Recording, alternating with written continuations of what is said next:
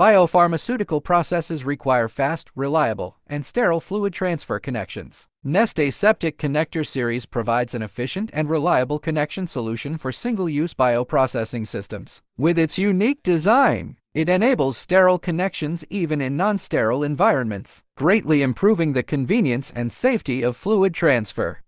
Connection process. 1. Ensure all clamps are closed. 2. Remove the protective cap from the aseptic connector, keeping the membrane in a folded downward position. 3. Align the two connectors with the slots, and firmly push both sides together until fully engaged. 4. Hold both membranes and pull them downward simultaneously to complete the connection.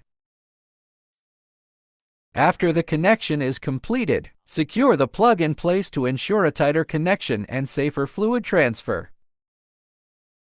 The valve can now be opened to begin fluid transfer.